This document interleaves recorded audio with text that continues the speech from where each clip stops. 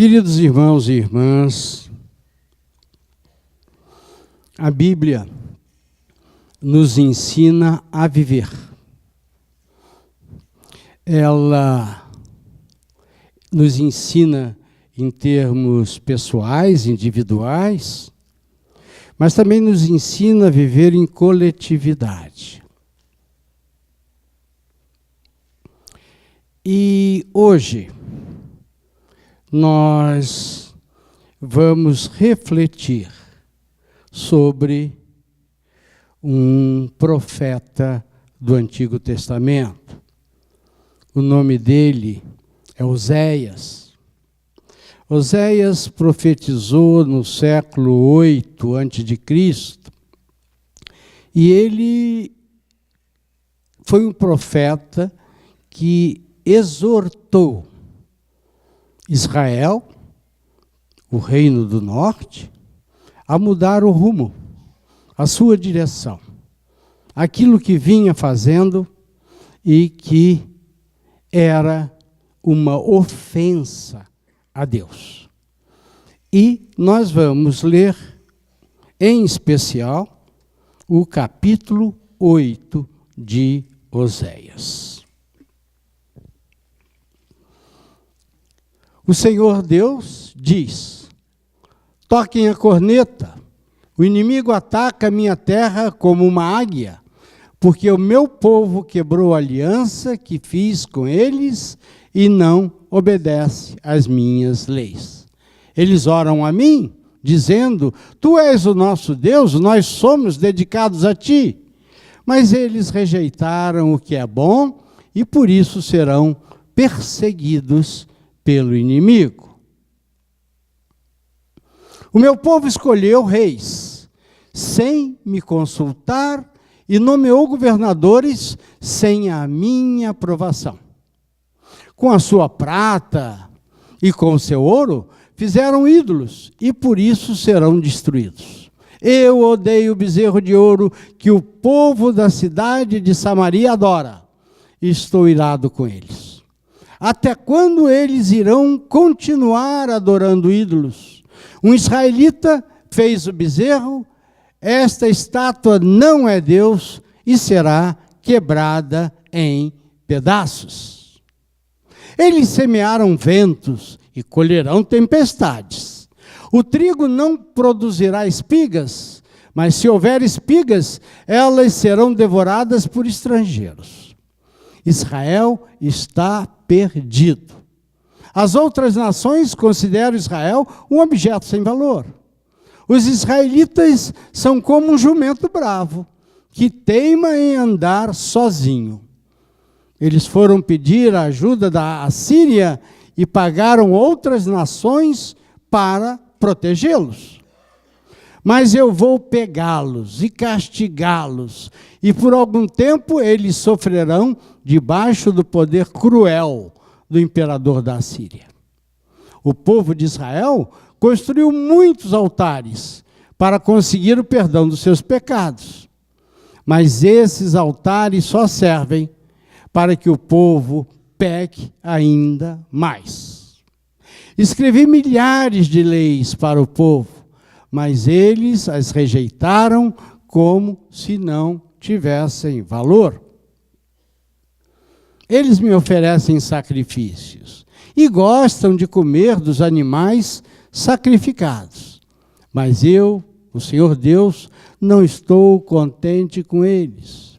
Eu lembrarei dos seus pecados e os castigarei. Vou mandá-los de volta para o Egito, pois o povo de Israel esqueceu o seu Criador. O povo de Israel construiu palácios, e o povo de Judá construiu cidades cercadas de muralhas, mas eu vou mandar um fogo que queimará as cidades e destruirá as fortalezas. Queridos irmãos, a palavra de Oséias é uma palavra muito dura. E dentro do capítulo 8 que nós lemos, há um versículo que nós queremos estudar com os irmãos hoje. Esse versículo é o versículo 4, 8:4, que diz: o meu povo escolheu reis sem me consultar e nomeou governadores sem a minha aprovação. Queridos, os batistas, historicamente, têm uma tradição muito ativa na história em relação à vontade de Deus. No século XVII, em 1611, 12, os batistas lutaram pela liberdade de consciência, pela liberdade de adoração. Rejeitaram reis, príncipes, que eram autoritários no sentido de querer definir a fé das pessoas. Você deve orar assim, você deve adorar assim, ou você deve estar nesta igreja. A tua não. É assim que eu quero. E por isso, os batistas tiveram essa tradição tão importante de pegar a palavra de Deus e, a partir da palavra de Deus, mostrar os rumos que uma sociedade deve ter. Fizeram isso nos Estados Unidos. O nascimento da nação americana deve muito aos batistas, profundamente, em relação à liberdade, em relação à própria Constituição americana. Eu quero hoje fazer essa reflexão com os irmãos. E é uma reflexão baseada na palavra de Deus e na profecia de Oséias. Nós demos como título a essa reflexão da palavra de Deus como um abismo chama outro abismo. O que é que Oséias nos conta? Oséias nos conta sobre a decadência de Israel. Esse reino do norte, esse Israel, surgiu durante o governo do filho de Salomão. Salomão tinha morrido, o filho de Salomão, Roboão, começou a reinar, e naquele momento, então, o reino se dividiu em dois. Se dividiu na parte sul, que ficou sendo chamada de Judá, e na parte norte, que ficou sendo chamada de Israel. E é sobre Israel, principalmente, que Oséias profetiza, que Oséias fala. Quando Oséias está escrevendo, já se passaram quase 250 anos da história de Israel. 250 anos, desde aquela divisão, desde aquele fracionamento. E nesses 250 anos, a história de Israel foi terrível. Por exemplo, em relação aos 20 anos anteriores, no momento em que a profecia está sendo dada, 4 reis governaram. Em 20 anos, 4 reis, sendo que cada um de uma dinastia. E todos subiram, ou saíram, morreram, por assassinato. Imagina em Israel. Os reis sendo assassinados para que outro tome o poder e o lugar dele. O meu povo escolheu reis, sem me consultar. Nomeou governadores, sem a minha aprovação. Fizeram reis. Este versículo alude à instabilidade política do reino do norte. Queridos irmãos, o mais lindo da profecia de Israel e que nos ajuda a olhar o mundo, que nos ajuda a olhar o nosso país, é que Oséias mostra a ligação que existe entre idolatria e governos corruptos. Ele denuncia a ligação direta entre governadores pecadores e a idolatria do povo. E aí, ele vai nos mostrar algo incrível, chocante, que é exatamente isso. Idolatria e corrupção andam juntos. A idolatria favorece a corrupção e a corrupção favorece a idolatria. Essa é a preocupação que Oséias vai nos dar. E ele vai mostrar, então, três abismos, um ligado ao outro, um atraindo o outro. O primeiro abismo é a idolatria. Queridos irmãos, nós, normalmente, como disse hoje o pastor Marcos Chagas, no sermão dele hoje de manhã, nós pensamos em idolatria só como adoração de ídolos. Não está errado. De ídolos como imagens de escultura. Mas idolatria é muito mais. Lembre-se como começa os 10 mandamentos, o decálogo. Não terás outros deuses diante de mim. E depois continua, não farás para ti imagem de escultura, mas a primeira coisa da idolatria é ter outros deuses. Não terás outros deuses. Isso é idolatria. Que Deus é esse? Pode ser uma pessoa, ou muitas pessoas, pode ser algo, mas é aquilo que substitui Deus. Paulo, falando aos Colossenses, ele nos diz, portanto, matem os desejos desse mundo, que agem em vocês, isto é, a imoralidade sexual, a indecência, as paixões mais, os maus desejos, a cobiça, porque a cobiça é um tipo de idolatria. Olha só o que o apóstolo nos diz. Cobiça é idolatria. Por isso, irmãos, nós começamos a ver a relação entre idolatria e corrupção.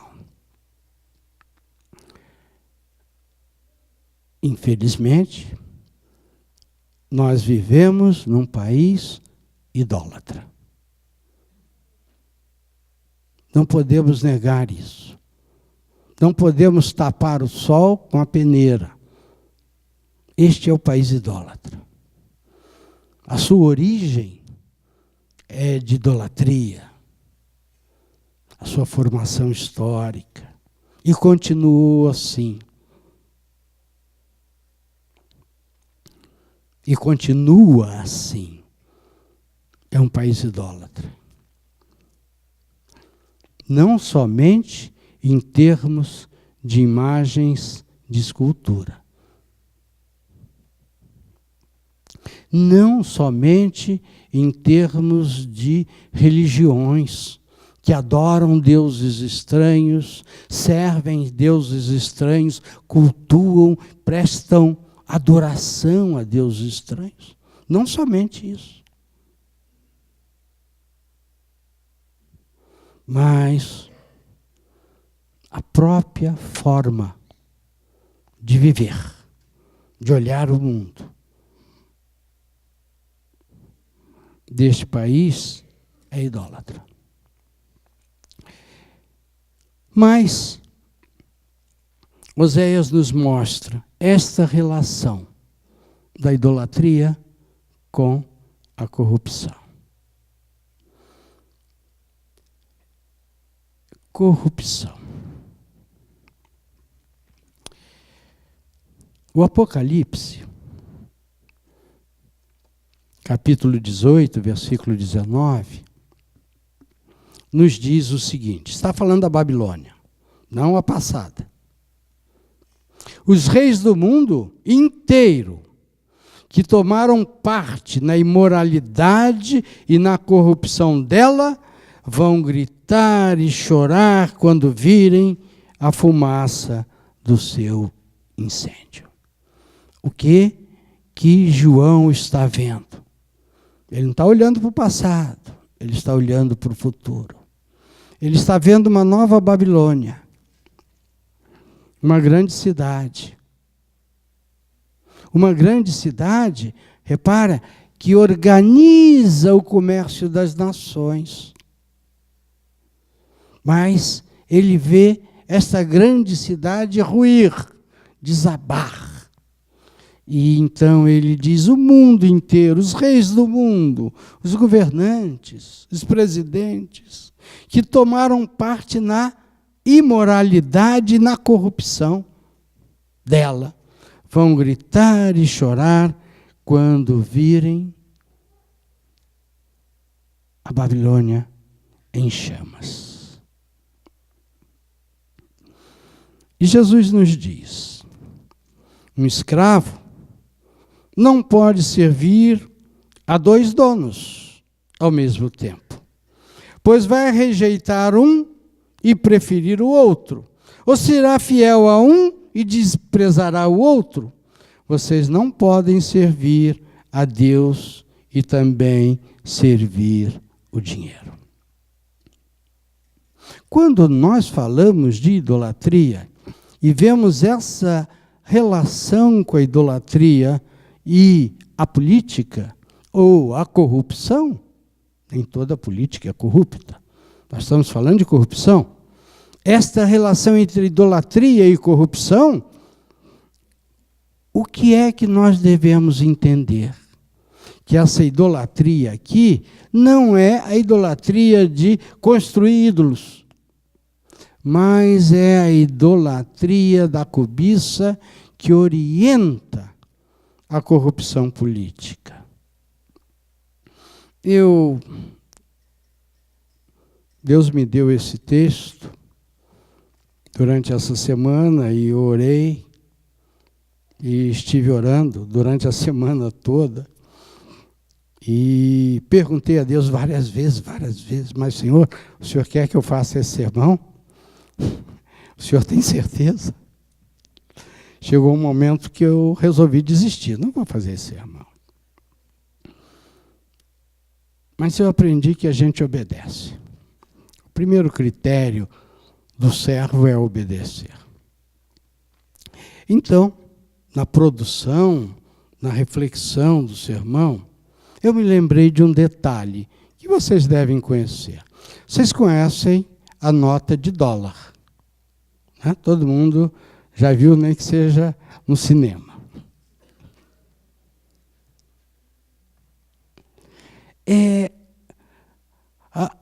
A primeira moedinha que teve a inscrição, nós confiamos em Deus,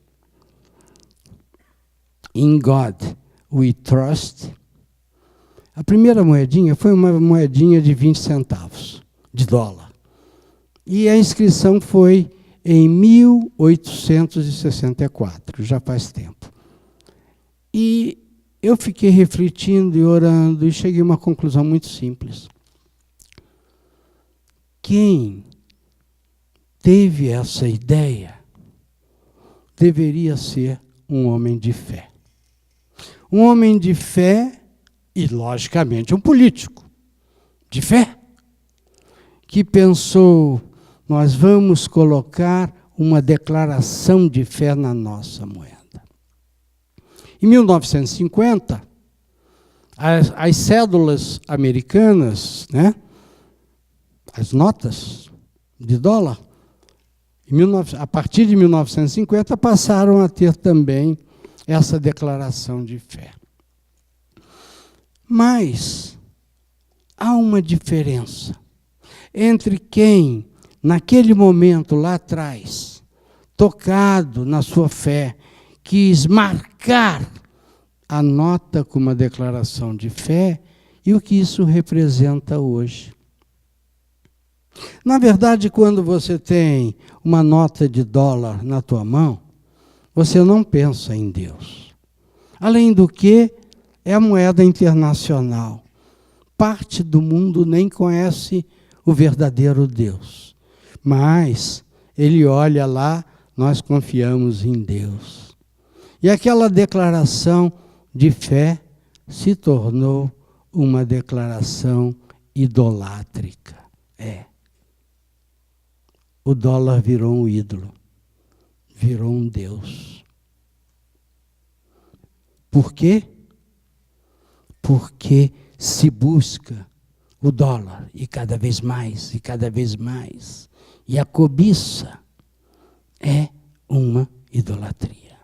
Não que haja problema em ganharmos em dólar e termos dólares, não é isso. Nós vamos ver um pouquinho mais a diferença depois de como nós usamos aquilo que Deus nos dá. O certo é que não podemos ter dois senhores. E o mundo tem vários senhores. E um desses senhores hoje é o dinheiro. Queridos irmãos, neste sentido, a corrupção é um pecado que está intimamente ligado à idolatria. Mas não para aí. Porque Oséias, no conjunto do livro, ele alerta que os abismos são 3. E esses abismos estão ligados. Vimos um que se chama idolatria, e o povo de Israel tinha mergulhado na idolatria, como diz o texto. Vimos que o povo se tornou corrupto. Os governantes eram corruptos. Oséias diz que os sacerdotes e profetas eram corruptos. O texto diz isso. Essa é uma relação muito importante, porque a idolatria se espraia e a corrupção se espraia, e a corrupção necessita de sacerdotes e profetas corruptos. Mas não para aí. O terceiro abismo é a injustiça social. 3 abismos, um chama o outro: idolatria, corrupção, injustiça. Êxodo 23:6 nos diz: quando um pobre comparecer ao tribunal, não cometa injustiça contra ele. E Paulo, escrevendo à igreja de Coríntios, está escrevendo a uma igreja, o apóstolo Paulo, ele diz: pelo contrário, vocês cometem injustiça e roubam e fazem isso tudo contra os seus próprios irmãos. Queridos irmãos, essa relação de abismos, ela forma uma trilogia pecaminosa que leva à desgraça da nação, destrói a nação. E é muito interessante que quando os pobres não são injustiçados, eles se aproximam mais facilmente de Deus. De alguma forma, não sei se vocês repararam, que estava aqui de manhã, no sermão do pastor Marcos Chagas, ele falou assim. Ele disse: aquelas pessoas lá no sertão buscam soluções imediatas, rápidas para os seus problemas. E buscam isso através da idolatria. Não tem nada. E porque não tem nada, no desespero, agarram o primeiro falso Deus que encontram. Por isso é tão importante que esse triângulo, essa tríade seja quebrada. Porque quanto mais injustiça existe sobre os pobres e sobre o povo, maior é a idolatria. E a idolatria cada vez mais fortalece a corrupção. E aí, o que aconteceu com Israel? 250 anos, Deus suportou Israel. Depois, os assírios invadiram Israel. Queridos irmãos, Israel desapareceu. Desapareceu do mapa, desapareceu da história. Sobrou alguns descendentes que na época de Jesus eram os samaritanos, que tinham uma religiosidade sincrética, misturada com judaísmo e com religiões pagãs. Isso eram os samaritanos. A grande maioria do povo foi dispersada e desapareceu. A decadência.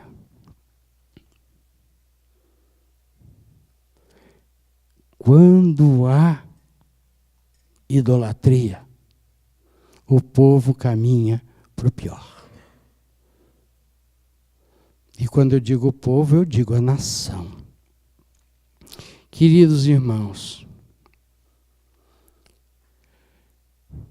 esses abismos, idolatria, corrupção, injustiça social, levam à ruína do país.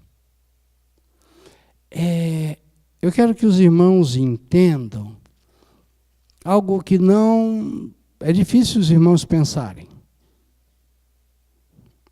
Países acabam.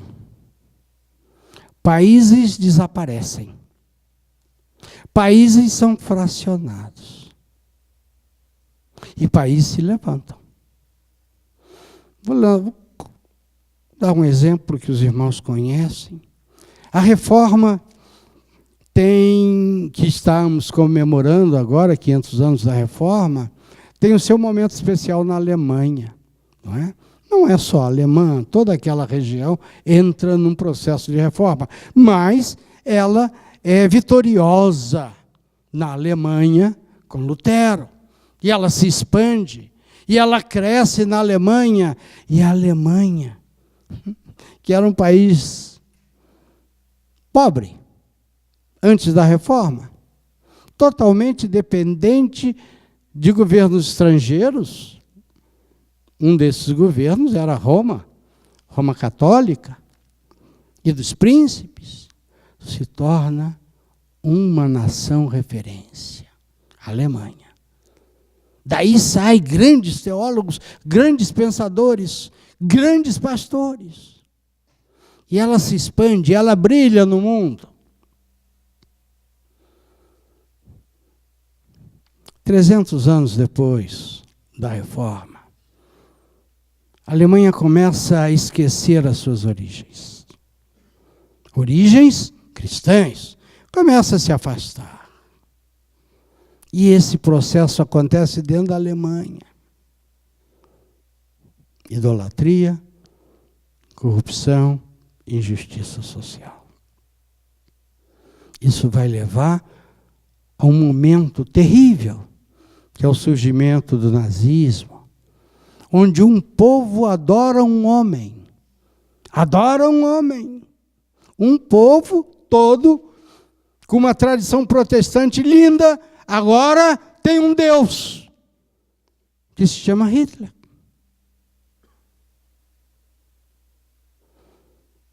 E esse falso Deus leva o mundo à guerra mais violenta que a gente conhece na história humana. E o que é que Deus faz no final da guerra? A Alemanha é derrotada. Derrotada mesmo. Entra numa situação de miséria profunda. é dividida em duas. Queridos irmãos, o nosso Deus está vivo. E a palavra de Deus continua vigente. Às vezes a gente olha para as nações antigas descritas na Bíblia e acha isso aconteceu lá, não tem mais nada a ver com a gente. Deus agora está dormindo. Tá não. A palavra continua valendo.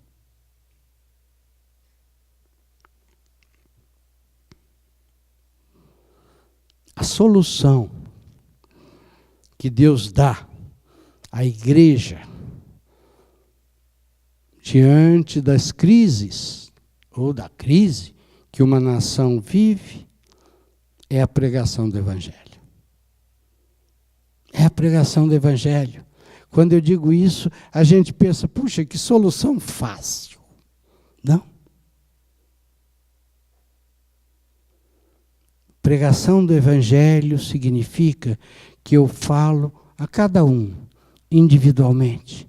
Mas quando eu falo individualmente, eu estou falando para comunidades, primeiro para famílias, depois para comunidades e depois para o país inteiro, se eu pregar o Evangelho. E às vezes a gente pensa em pregar o Evangelho de uma forma muito rápida e pronto, soluciona o problema. Não.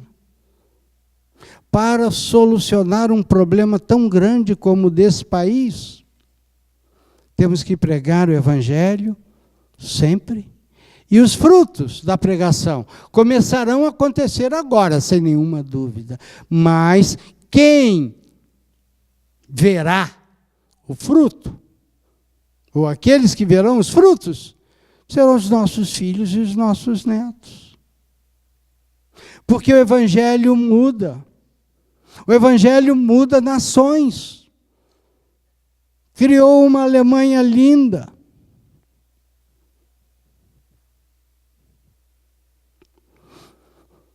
Criou uns Estados Unidos, colônias, que fizeram opção pelo Evangelho. E daí surgiu uma nação que é referência. Mas que também vem num processo de afastamento de Deus. Isso também está nítido. O Evangelho muda não somente as pessoas individualmente, muda as comunidades e muda as nações. Hoje nós temos aqui uma congregação de homens e mulheres. Foi o Evangelho que produziu isso. Em Israel, mulheres não sentavam do lado de homens na sinagoga. Aliás, até hoje não. Só nas chamadas liberais. Hoje. Fomos nós, por causa do Evangelho, pelo exemplo de Cristo, que entendemos que diante de Deus, somos iguais. Não há homens e mulheres. Por causa do Evangelho, as mulheres foram às escolas. Mas isso é fruto do Evangelho. O Evangelho muda. Muda nações. Cria nações. Salva o homem e a mulher pecadoras. Mas se traduz também em justiça, em paz e alegria. Queridos irmãos, quando olharmos a situação do nosso país, pensem na tua responsabilidade, na nossa responsabilidade. Não adianta mudar pessoas. Pode até ajudar um pouquinho. Se não mudarmos essa trilogia do mal, de pecados, que afunda o país. E afunda qualquer nação e acabou com Israel. Trilogia de idolatria, de corrupção e de injustiça social. Temos uma tarefa. A tarefa é levantar esse livro. Nossos avós fizeram isso. Nossa origem cristã, lá atrás, sempre fez isso. E nós mudamos os países. Temos que levantar o Evangelho nesse país se nós amamos esta terra. Senão, a mão de Deus haverá de pesar. Quero orar com os irmãos agora. Podem permanecer sentados. Senhor Deus e Pai, obrigado pela Tua palavra. Obrigado, Pai, porque a Tua palavra é viva. E é a Tua palavra e ela permanece para sempre. Ela nos ensina a viver. Ela nos ensina a olhar o mundo. E ela nos ensina a amar, mesmo aqueles que estão caídos no pecado. Pai, coloca, Senhor, o fogo do Teu Santo Espírito nos nossos corações, para que a gente possa pregar a hora e fora de hora. Para que a gente possa deixar um legado aos nossos filhos. Um legado de amor e de transformação que nasce da pregação do Evangelho. Porque isso muda vidas. E Pai querido, tem misericórdia deste país. País pecador, país idólatra, que está longe de Ti. País corrupto e país injusto. Dá-nos força, Pai querido, para sermos Teus profetas e proclamarmos com amor a Tua vontade. E obrigado por esta igreja. Abençoa cada um em nome de Jesus. Amém, Senhor.